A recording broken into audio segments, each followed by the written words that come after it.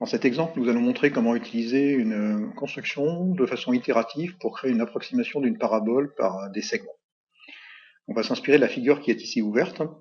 Nous avons une droite D, un point F qui est sur la droite D, un rayon bleu incident qui se réfléchit sur le segment AB en M, et le rayon réfléchi vert coupe la droite D en un point F. La droite N, normale, est donc une bisectrice. Donc nous allons créer une nouvelle figure, mais avant nous allons changer de niveau.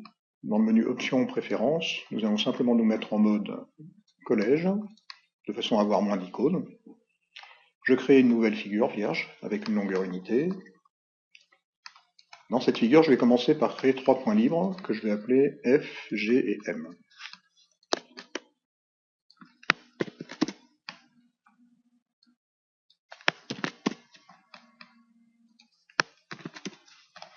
Ensuite, je vais créer l'image du point M par la translation de vecteur FG. Puis une bisectrice.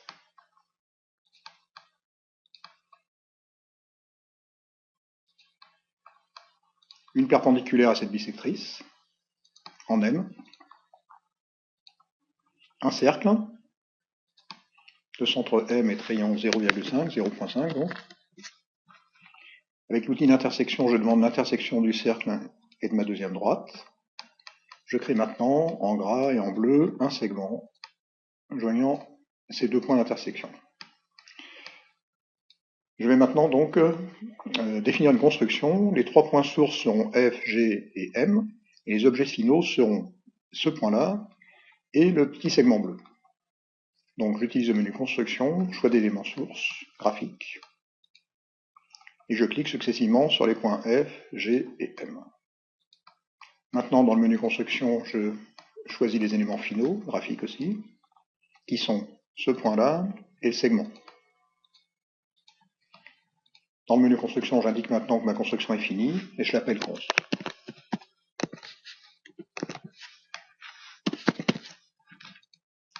Je crée maintenant un nouveau point libre, que je vais appeler N. Alors l'idée, c'est d'appliquer la construction précédente, en commençant par remplacer le point M par le point N, puis on aura une extrémité de segment, on remplacera ensuite le point N par cette extrémité de segment, et ainsi de suite. Alors MATLAB 32 permet de faire ce genre de choses, à condition ici, par exemple, que le point, ce point-là, qui sera le point source qu'on réutilisera à chaque fois, soit construit avant l'objet final de segment, ce qui est bien le cas ici. Si ce n'était pas le cas, il faudrait utiliser des clones d'objets. Donc je vais utiliser le menu construction, implémenter une construction de façon itérative. Alors ma construction const sera implémentée 100 fois, et le nombre d'objets sources à utiliser à chaque fois sera de 2, puisque mes objets sources que je réutiliserai à chaque fois seront les points F et G, qui seront les mêmes à chaque fois. Donc maintenant, ça me demande de cliquer sur le premier point, donc sur F, sur G, puis je clique sur N. Et voilà donc mon ensemble de segments créés par ma construction. Il y en a 100. Si je diminue ma longueur unité, je diminue à ce moment-là la longueur de mes petits segments, et ma courbe devient de plus en plus proche d'une courbe, et cette courbe, c'est une parabole. Voilà, fin de cet exemple.